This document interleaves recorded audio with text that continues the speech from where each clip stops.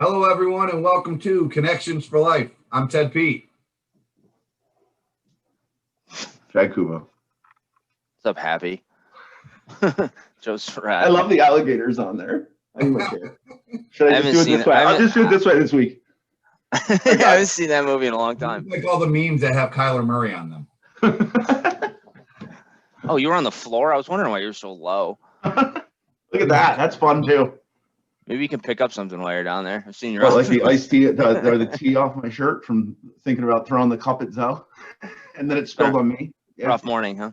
Yep, that's the story of my morning, quarantine morning or whatever we're in still. I don't even know. It's better than being on the phone with insurance companies all morning. It's true. Fair enough. I've had none of those experiences, so I'm winning. How was the weekend, guys? Yeah. How was it, Joe? You go first.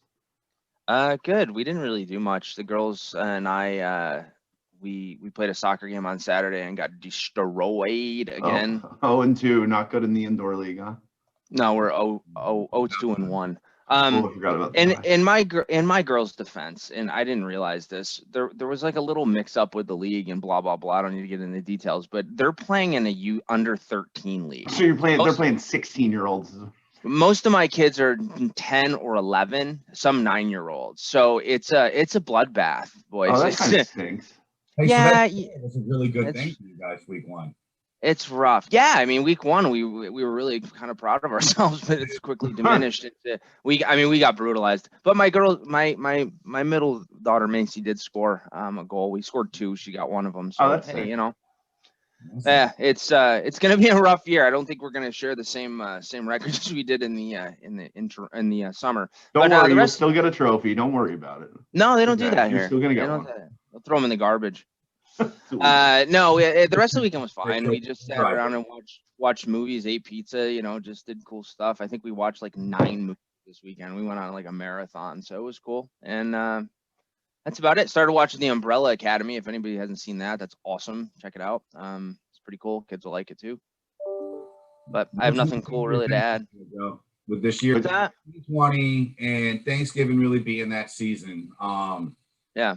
Reflect back this. I know we've had some personal conversations offline, all of us have, but like with 2020 being what it is, what are you really thankful for in this crazy year, man?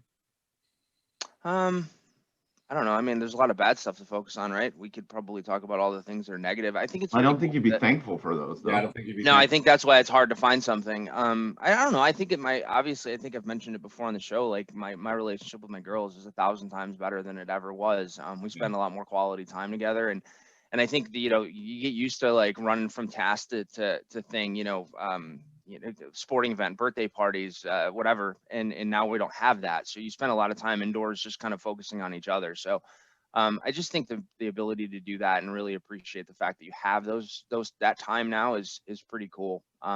Obviously in health, I mean, there's a lot of talk going on about that right now. And I think all my family's healthy and we haven't had any, issues with COVID. So I think, fingers crossed we're still all here, but I don't know. That's a good question. I'll pass it off to you guys to answer the same thing. You shoot it down. So yeah, I would have too. I'll get you back. I know you will. I know. How about you, Chad? How was your Thanksgiving, buddy, and your weekend? It was good. It was good. Thanksgiving Day, Logan actually had to be back at school to leave for a hockey tournament, so I spent about 6 hours in the car on Thanksgiving Day, which is always fun. I gave thanks to not having a flat tire or the car breaking down.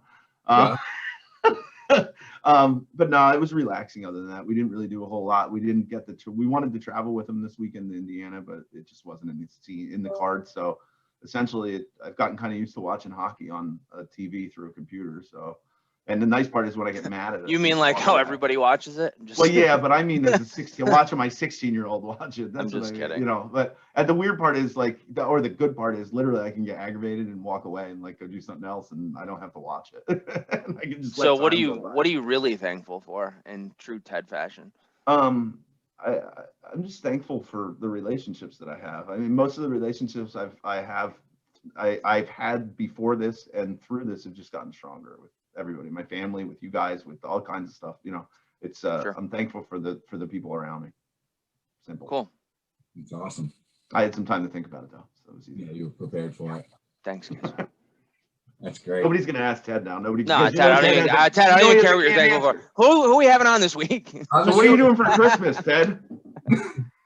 No, honestly, I had a really good Thanksgiving. We got to see my in-laws. We go there every year, and Did you have under 5 people? With less than 3 families? literally, well, we can do 10 people, but in our family, it's my 4, my wife and our 2 children, and then my mother-in-law and father-in-law. And my father-in-law's got some health stuff going on right now, so we haven't seen them in a couple, like 6 weeks or so.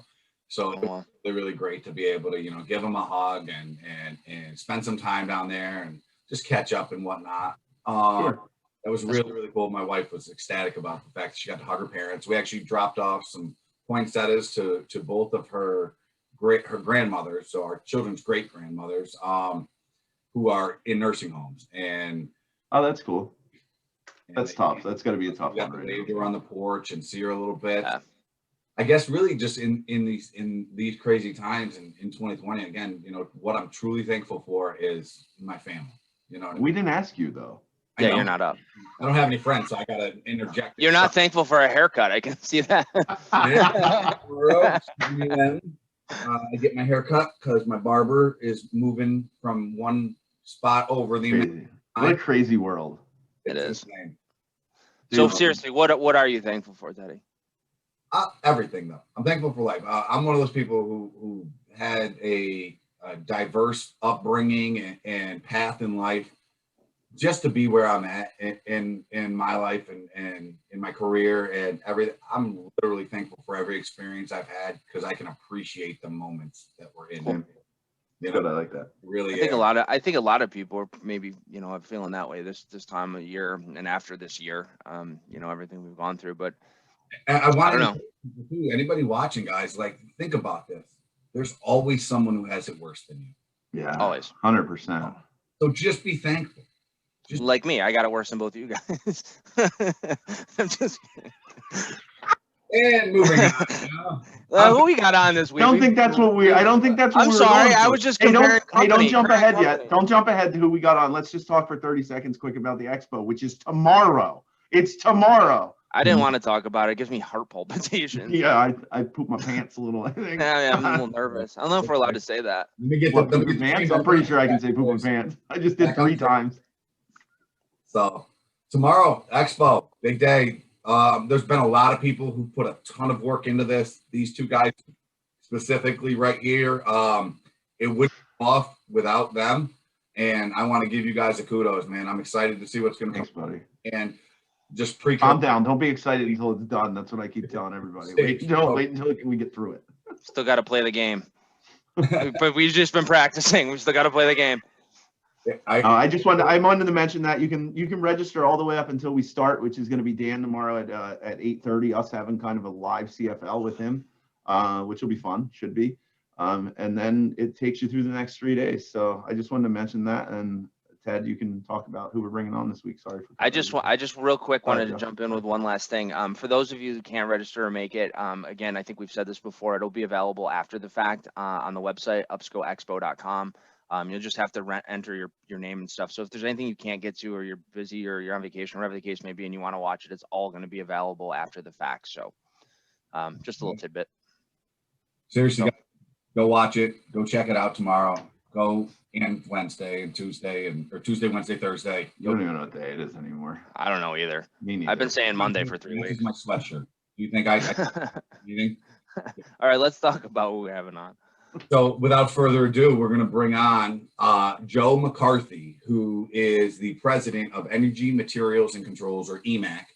And he's also the direct lineage of UPSCO, the creator of UPSCO. Wow. His dad. Yeah, his dad. Essentially, his dad was an inventor. He talks about that. His dad was an inventor, and he literally started UPSCO. He invented UPSCO. Yeah, he really did. It's fun to listen to Joe's stories about growing up there and all that stuff, and it's fun to hear him talk about how his family remembers it as well, because I think that was a good part to him. Was it gave him a chance to talk to his family and ask what it was like to them to grow up around Upsco. So that was really neat. I think it's awesome. Yeah. I like it. And Joe's a cool, wicked cool guy, and he's got some cool stories and stuff. And it was kind of cool for us to be able to look back in history a little bit and hear about the beginnings. You know, we haven't obviously all been here since 1965, but it's been. We haven't even been here since 1965.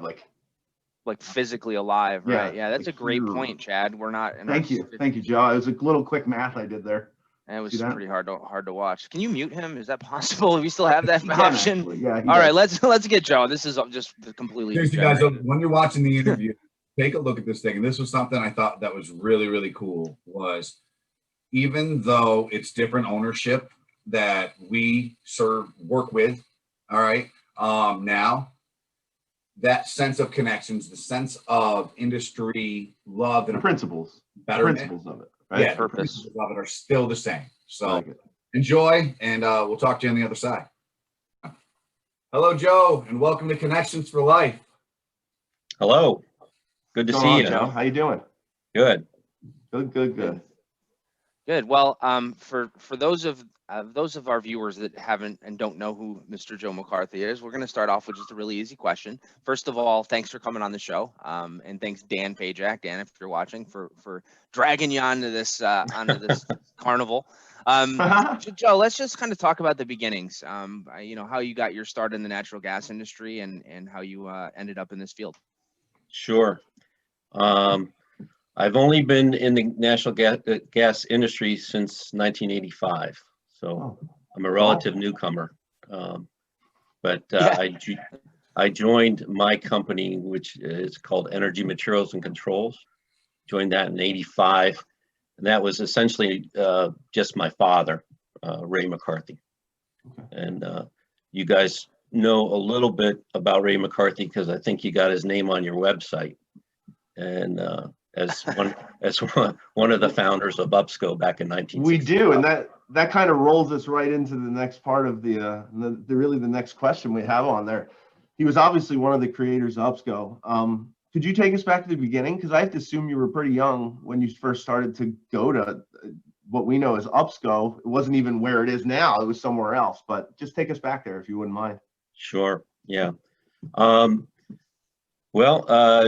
My dad had 5 kids, and he needed a way to make a living. So he was originally a school teacher. I thought you were going to say get out of the house. That's what I was thinking. Like, you have 5 kids, he didn't want to be home anymore. Years later, I realized what he was actually doing. But he started selling products into the natural gas industry in the early 60s. And at one point, he was working with an engineer up in Syracuse, the old Niagara Mohawk. And they were looking for somebody to make meter sets. Before that time, meter sets were being made just at the gas companies on like a rainy day to keep their guys busy. Amazing. Yeah, and they couldn't keep up with the demand, so they needed a company to start making them. Right. Yeah. Exactly. And so my dad looked around, he couldn't find anybody, so he teamed up with Carl Weber in '65 to start Upsco. And you know, here you are today. Yeah, and here we are, right? Wild. He probably wouldn't have started it if he had known we'd ended up doing this. Yeah. Wild. But it started out of Central Avenue down in Moravia. Carl had I think he was from Auburn, and he had contacts in the area. And Upsco, the original building was actually just I think it was a farm farm equipment dealer or something like that that went out of business. And my earliest memories of Upsco were going into the big back room where they had set up the original paint line. And that room had this much grease on the floor. And I remember one day my dad just handed me like a big stick and said, try to clean this stuff. Try to clean the floor up as best you can. Another How memory. old were you, Joe? How old were you? In 65. Now you're going to find out how I don't old I want to am. date you. Yeah. Darn it. I Yeah, didn't no, wanna that's do okay. that. Well, I'm 61 now, so I was about six years old. That's wild. Yeah, and then the other memory I have, and I was talking to my, I have a brother and 3 sisters, and I was telling them that I was going to be talking to you guys, and I was asking what kind of memories they had. They're similar to what I had, where we'd go down and be with my dad on the weekends while he was doing his paperwork. This was pre-internet, and you couldn't do work from home. So we'd go down and be with my dad on the weekends while he was getting stuff done, and he would hand us roll of paper towels and Windex. And you guys know what that location looks like. It's all windows. Yeah. along the creek side. Yep. And we would head outside, and rain or shine, we'd head outside and we would wash windows until my dad was done with his paperwork. And That's funny. Important work. years later, we found out he was just keeping us away while he could do his work. Yeah. And the other memory my sisters had were just piles of paper and a 3-hole punch. And what it was the original catalogs. That's wild. They would print the pages out, but they weren't collated, and they weren't even punched. And and so that was their project sometimes. That's awful. I've been on that end. I've been on that end of 1 or 2 projects like that. They are not fun at all. Yeah, but Not that was, fun at all. that was the startup days. That's wild. Joe, you're having a little internet. You're back. I think you froze a little bit once or twice. I went and took a nap. I don't know. Joe, can you re-say everything you just said, because I didn't hear it?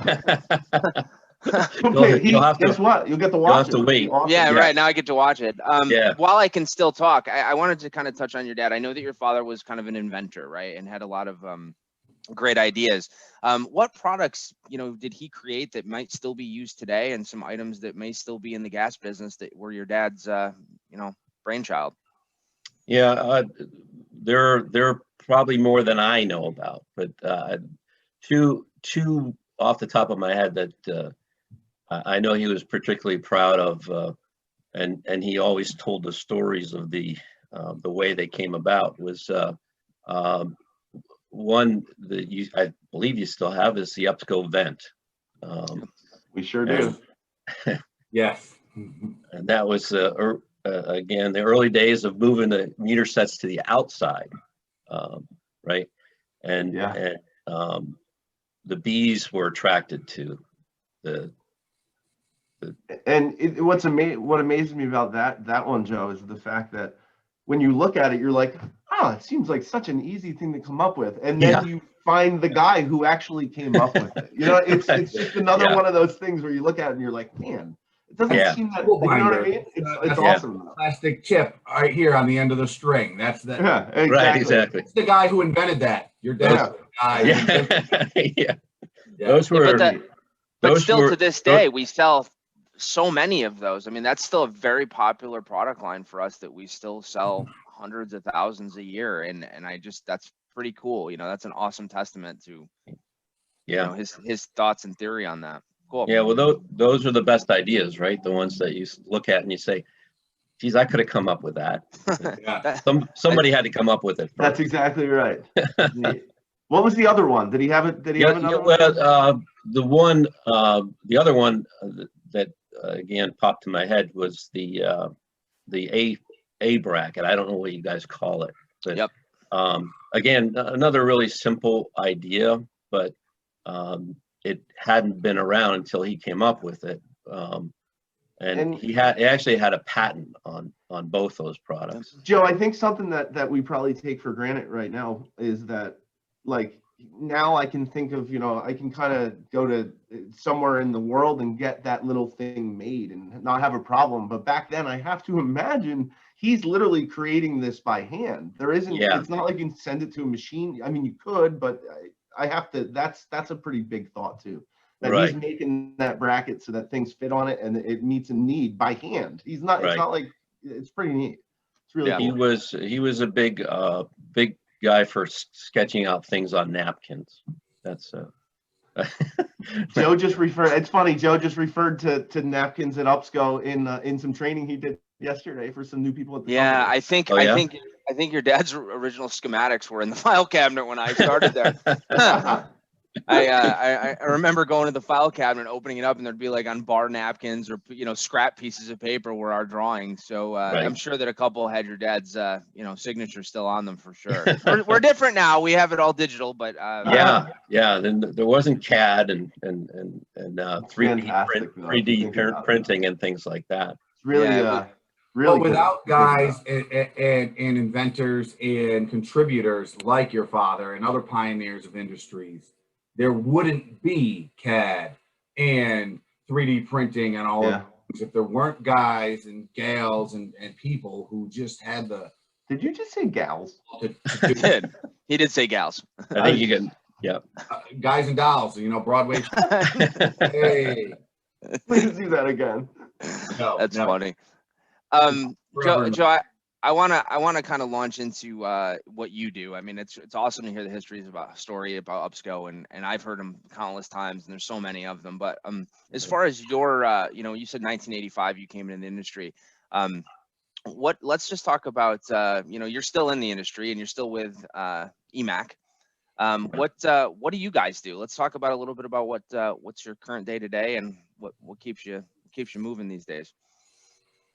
Energy materials and controls is essentially, it's if you want to break it down, it's me, my cousin Paul Lamb, who lives up in Taunton, Massachusetts, and my sister, who runs the books since my mother was running the books until a couple of years ago. So it's a small organization, but we've like I said, I've been around with EMAC since '85. Paul joined us a couple of years after that. But we are manufacturers reps. We work basically our three major product lines are George Fisher Central Plastics. You guys are familiar with, and yep. Thank you for that. Us and everybody else in the world. Well, it wasn't always like that. True, very true. Yeah. And PLCS, if you're not familiar with them, out of New Jersey. That was another one that my dad, when he left UPSCO, he was approached by the British to bring over encapsulation to the United States. Cool. That's awesome. So that's another memory my brothers and sisters have, sitting in the living room and sewing encapsulation kits. Oh my gosh. It sounds like your dad just had kids to keep his business running. Yeah. Isn't that why we have kids? That's awesome though. You guys get your kids to do stuff? Yeah, exactly. No. Well, yeah, they've steered away from the gas industry. Smart. Well, they kids nowadays have other things to keep them busy, like iPads and telephones and things like that. But back then it was, it was a different time. But those are all cool, fun stories. If I don't mention Sensa Technologies, I'll be in trouble too. I know you had Scott Kleppe on one of your podcasts. We're just gonna edit. We're gonna bleep that part out, just so you know, just yeah, just so Scott will be mad at me. Yeah, just that's it. But that was I just learned how to edit. Scott's father and my father actually worked together years ago with corrosion tape. Oh, no kidding. And that's how they hooked up. Connections. That's the weird part. How? Yeah, exactly. When Scott's father took the a new concept in electronic gas detection called the gas track, and took it nationally. We were able to hook up with them. So Very cool. yeah, That's neat. it's pretty good. So awesome. those are the 3 lines you carry. Do you guys have any other lines, or is that just the 3 major lines that you represent? Yeah, we work on some different tools and things like that keep us busy. Just give you a little tire pump here. You might as well. Oh no, I appreciate that. I appreciate that. We'll send. Don't worry. We'll send the bill afterwards. Yeah. No free ads. No, Oh, yeah. no, that's awesome. We definitely wanted to talk about that a little bit. And I appreciate that. Thank you. And 1985 in the industries, that's a long time, and it's awesome. And you're right there with Dan, probably about the same amount of time. Payjack, who we shouted him out at the beginning. Well, it's funny. I met Dan kind of through his dad. His dad was a purchasing agent down in Pittsburgh. He just came up as well. We interviewed somebody, Mike Talent. We interviewed. That's a free ad for us. But we interviewed Mike Talent, and it's so funny that you bring up Dan's dad, because Mike talked about Dan's dad on Monday, which is okay, cool. A small world thing. Very cool. A connection, right? I mean, honestly, I hate to say that and just belabor the point, but it's interesting to me always, and more so that we do this show now, that so many people that we meet are intertwined with other people. I think what was it, the Kevin Bacon thing, right? The 6 degrees separation. Right, but that's kind of what it's like in the gas industry. It seems like everybody just kind of knows everybody else, and it's really cool for us to be able to sit and talk to you guys that have been in the industry a long time, for us that haven't as long, and no commonality in people and how you guys all got together and how businesses formed and shaped. It's just very interesting, and I just want to say thanks for coming on and talking to us about that. Sure. Chad, do you want to go with the next one? No, you can go. Go ahead. It's a fun one. So we know that you and Dan, they know each other, and Danny was the impetus to get you on the show. We reached out to you, and we thank you for that. But you also have a very funny story about Mr. Pajak, and I was just wondering if maybe you could tell the viewing audience that story, because I do find it very comical, and it's just a little bit of a fun little thing for Sure. Dan. Did Dan approve that we could talk about this? No. We're of the accord where we will beg for forgiveness. Yeah, Gotcha. rather than ask for permission. So we might have to edit this out. That's fine. No, it's a good story. Every year there's a propane distributor up in the Berkshire Mountains, in Lee, Massachusetts, that has a. You can say them. Oh, okay. Go ahead. Yeah, Ray Murray has I guess a conference that they have. They bring customers in. Their own trade show almost, right? A trade show, Right. Yeah. It's like a trade show. They handle a lot of different principles On the propane side. It's a propane trade propane show side, essentially. right, But we right. get involved a little bit, and so do you and everybody else. And they have a setup where the vendors have to park above on the mountain above their shop, and then you have to walk through the woods to get to their shop to set up for your show.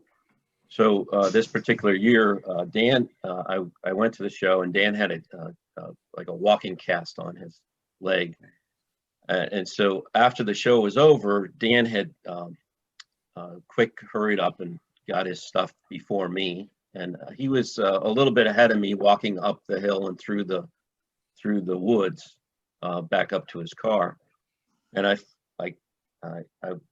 kept getting closer and closer because he was in this walking cast, and then all of a sudden he just stopped and froze right in the middle of the woods, and I walked up to him, and of course we're carrying all our stuff, and I said, "Do you need help?" I thought maybe his leg was hurting or something. He just pointed and whispered, "There's a bear," and sure enough, a few feet away, up in the tree, foraging up in the tree, was a big bear.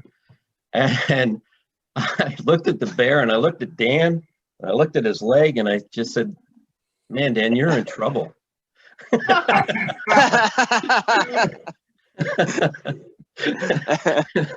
just kept moving. Yeah, and I just kept moving, going. right? I just kept going. No, we got our keys out, made some noise. The bear got down, kind of looked at both of us like, what the heck are you doing? And then just walked away, fortunately. But That's fantastic. it was a, Well, Danny's still here to talk about the story. Yeah, yeah, so he we know that made it. it. And it's one you never forget, you know. So And it's you- funny as I heard that story for the first time, actually from Dan's perspective of it. And with that said, he was like, you know, in reality, he was 100% right. He would have, I would have been in trouble. But no, that's great. That is a fantastic story, Joe. Yeah. Personally, I just want to start off by saying thank you for joining us. Thank Sure. you for sharing some of your wonderful years of experience and knowledge with us here on the show today. And you know, it's truly been our pleasure. You know. Yeah. Well, thank you very much. I appreciate the chance to talk about my dad. I'll second that, Joe. Absolutely. Those stories about Upsco, we've been trying for years to figure out how to tell some sort of little bit of history about Upsco all the way back to the beginning of it. Literally, it's something we've been talking probably for 5 years about, and I think you just gave us a good start. And Yeah. I appreciate that. I appreciate what you've done for our industry. I appreciate what you continue to do for it. And that's all I have. Thanks for coming on. Well, I just want to add that my dad followed Upsco's progress throughout his life, and he was very proud of what you guys have accomplished up there. So Awesome. Keep it up. Joe? Well, thank you for that, and also your whole family. I mean, you guys all have a bit of skin in that game. Still here to carry that torch. So thank you for coming on the show. We really do appreciate it. I know we could probably talk to you for the next 3 hours about stories, but I'm frozen, I think. Oh, yeah. We heard all of it though. It was so It good. actually worked. It was nice. Thank Yeah, you. it was really good. I We don't just know. I couldn't don't see know your facial expression. what's going on.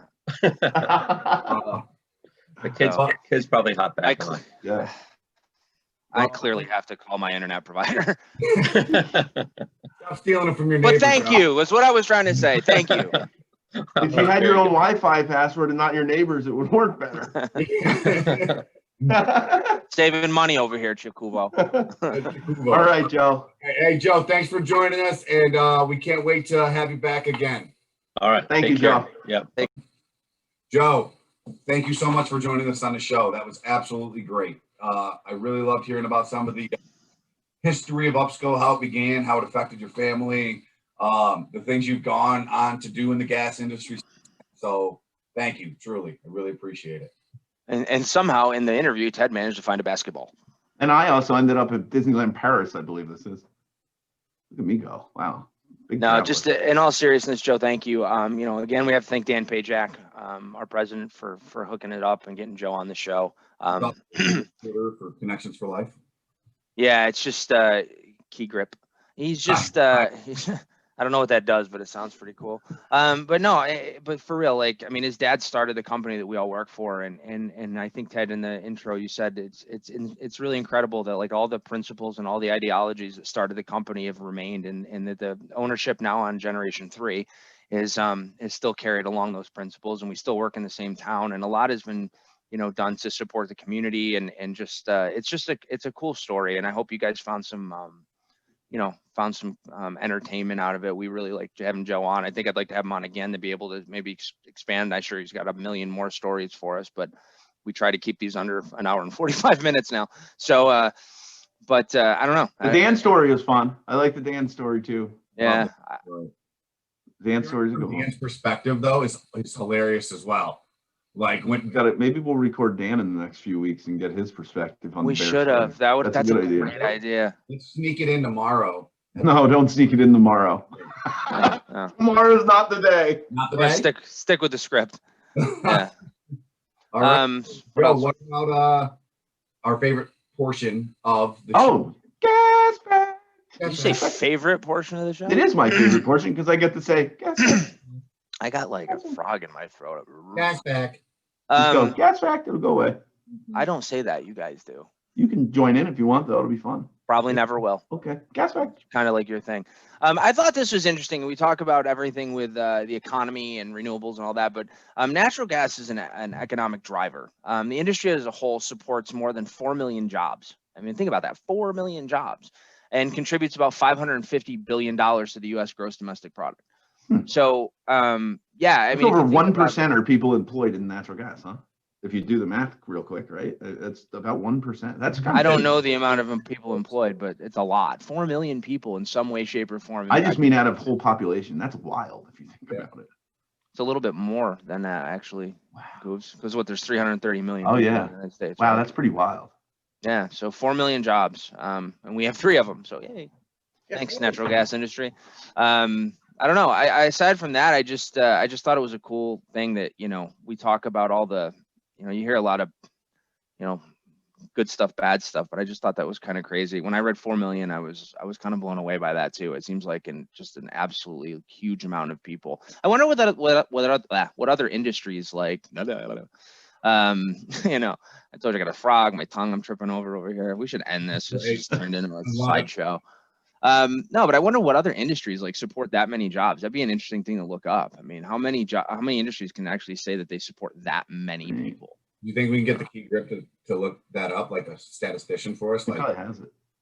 Yeah, you just have to consult Dan's gas fact sheet. The book. He's got one out. Pretty cool. It is cool. We'll talk about it tomorrow if you guys want to see it. All right. And what about? Hey, one more thing. If you wanted to hear more about gas facts and how gas is good or great and great or great, Bill Cantrell's tomorrow. I can't remember if it says and or and it went back. You and I came from the same. We're like we woke up from the wrong side today. It was like and/or, and then I went and/or again. But Bill Cantrell talks tomorrow at 9. It is natural gas good or great, and it should be a lot of those gas facts and a lot of reasons that we should all be promoting natural gas. So yeah, and in addition to thanks Bill, obviously, and all the other presenters, I think there's 25 more. That we have, something like that. You'd think we'd know by now, but we're still guessing, which is kind of ridiculous. But yeah, we're really excited and thankful for everybody to be on, and we hope you guys find as much content and information and education out of it as there is going to be. Awesome.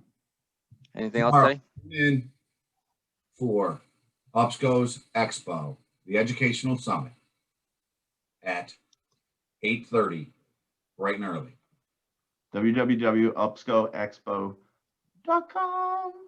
Oh, great. Now we're going to have to pay royalties to GoDaddy. That's who it's hosted on. We already do. Oh, look at that. It worked out for everybody.